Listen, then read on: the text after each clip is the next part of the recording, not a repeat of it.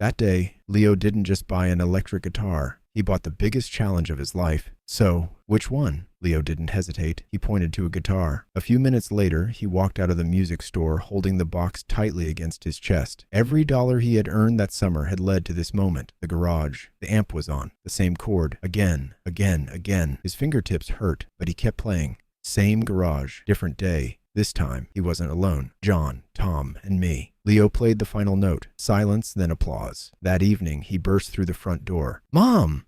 Dad! We started a rock band at school. Every rehearsal brought them one step closer. Then one afternoon, a poster in the hallway stopped Leo in his tracks. End of year music night, take the stage. The band looked at each other. No one said a word. They didn't have to. A few minutes later, they were standing in the principal's office. You're in. The second they stepped back into the hallway, they exploded with excitement. But then, everything changed. Late that night, the garage. Leo was alone. What if I'm just not good enough? Another rehearsal. The song stopped halfway through. Nobody said a word, but Leo didn't need them to. Sometimes silence says enough. Leo, I want to show you something. Something that might help you on stage. Then, the roar behind the curtain. Much louder than Leo had ever imagined. The stage lights came alive. And now, please welcome the Midnight Echoes. Leo tightened his grip around the neck of his guitar. The drummer raised his sticks. 1, 2, 3, 4. The first chord. Wrong. One single note echoed through the entire auditorium. Hundreds of eyes locked onto him. His breathing stopped. The room began to spin. Just as his knees started to give way.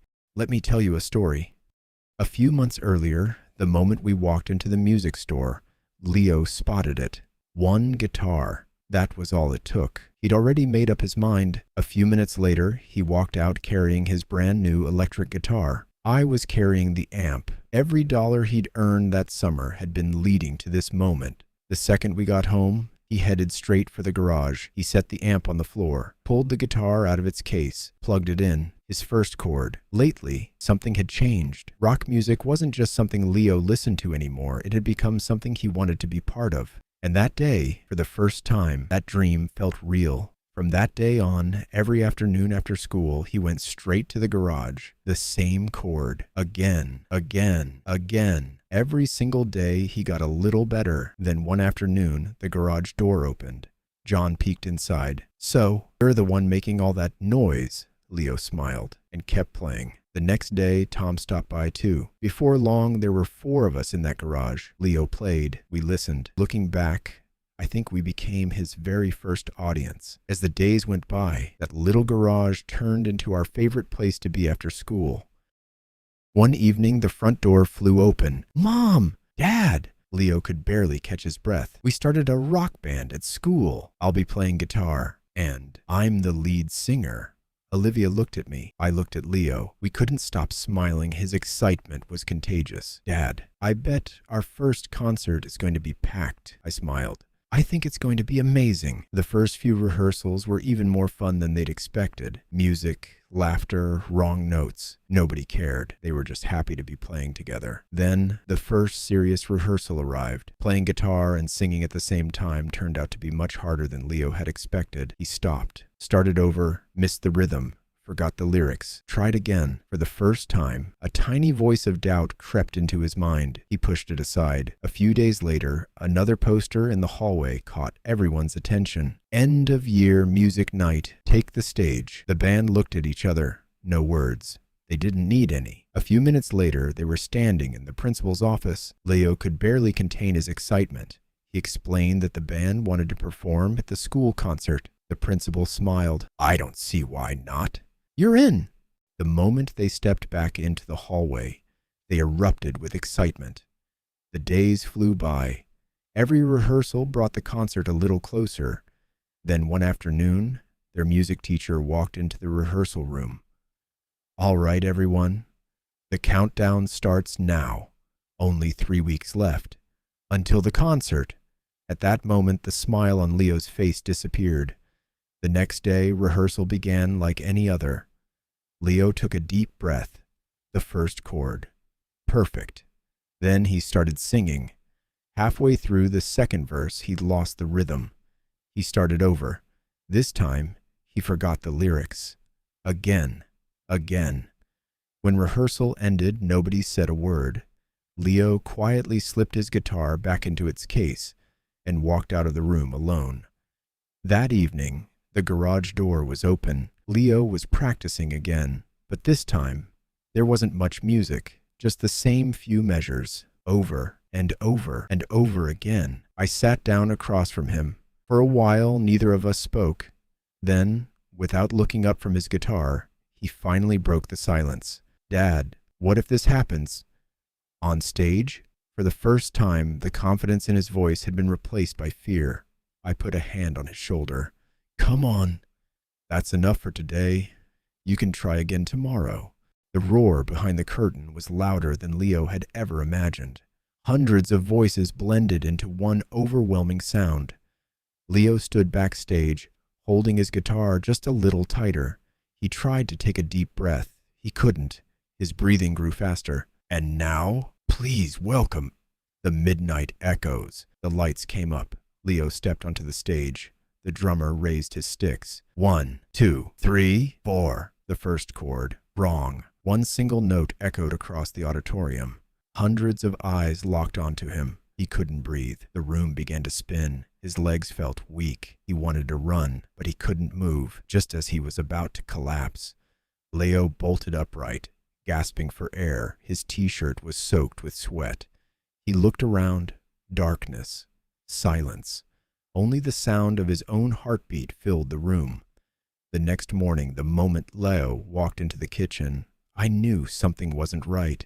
He wasn't himself, quiet, distracted. He pushed his breakfast around his plate for a while, like there was something he wanted to say. Finally, he looked up. "Dad, I barely slept last night." He paused. "I'm really scared of getting on that stage." For a moment, I didn't say anything. I set my coffee mug down, then I smiled. "You know, the night before my very first day as a teacher, I barely slept either." Leo looked up. "Really?" I nodded.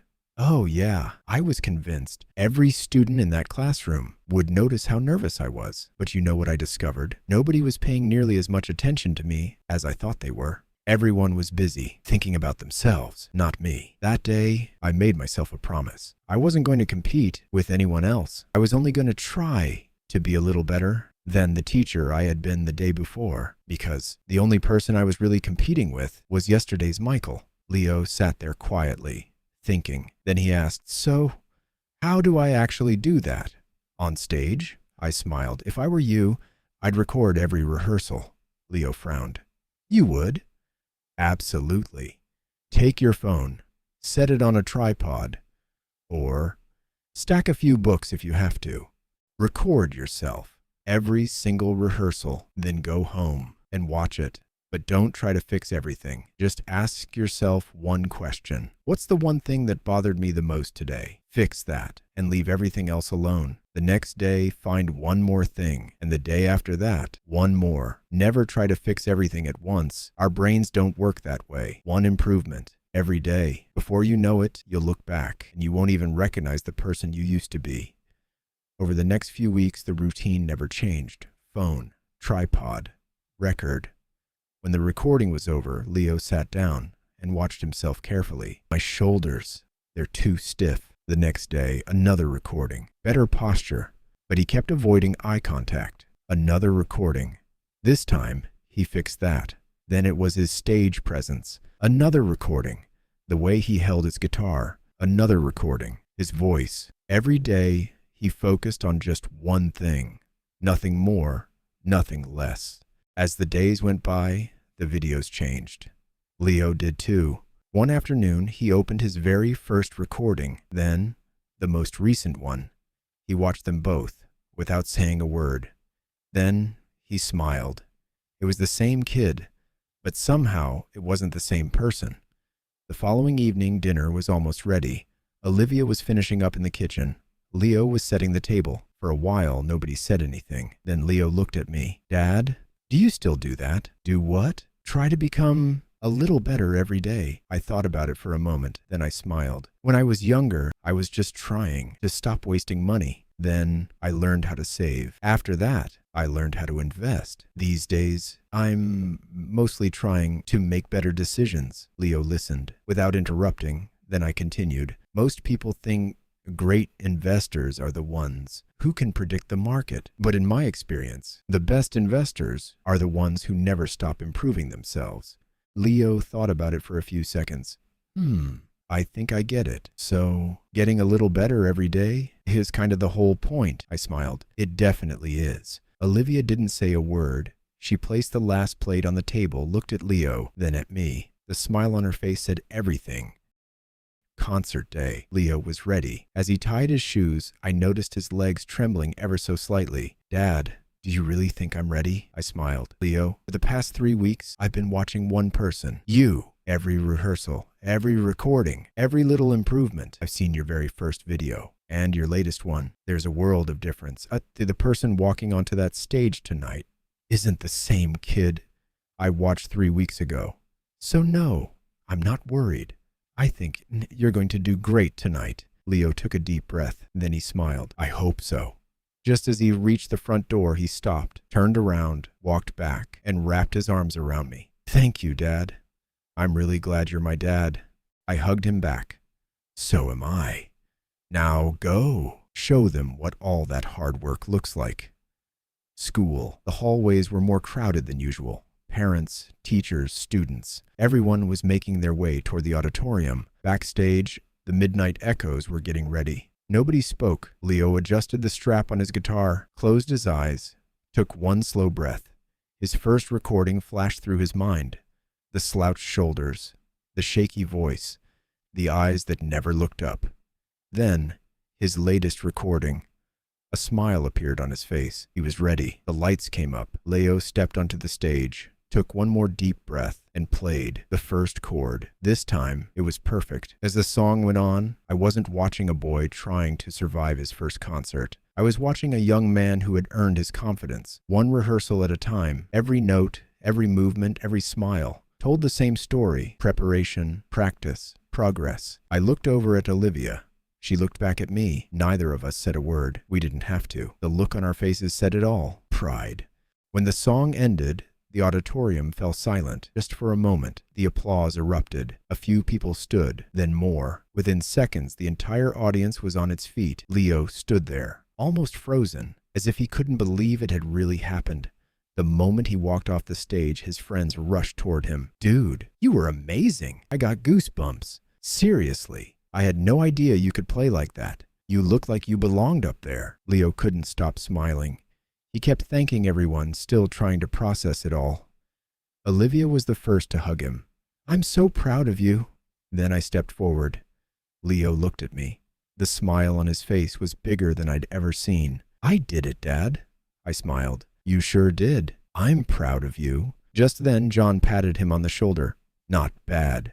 Leo laughed. That's it? Tom burst out laughing. Ignore him. He was the loudest person in the audience. John shrugged. All right, you got me. We all laughed. Then John looked at Leo.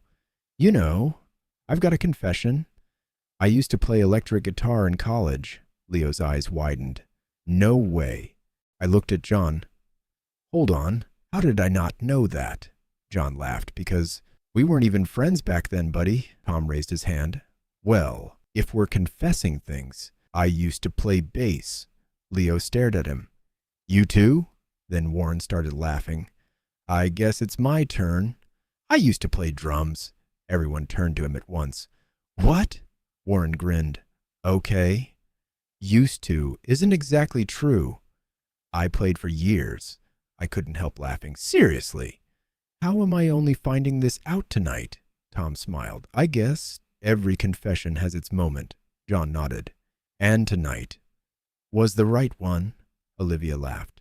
Well, I guess I have one too. Every head turned toward her. I was the lead singer in a band for a little while. Wait, back in college? Leo's jaw dropped. Mom, seriously, that's awesome. I looked at her. Wait. How come I've never heard this story? She smiled. We hadn't met yet, and honestly, it didn't last very long. I laughed. All right. Anyone else have a confession? Speak now, or forever hold your peace. Everyone burst into laughter. John pointed at Olivia. Well, I guess we already know who our lead singer is. Everyone looked at Leo. He smiled. Me? John shook his head. No. This band's for old people. Another wave of laughter filled the room. I smiled. Fine. I'll be your manager. John held out his hand. Deal. Warren looked around. So, where's our first rehearsal? I smiled. Our garage. That night, Leo didn't just play his first concert. Without even realizing it, he had played the first note of a brand new story. But that's a story for the next episode.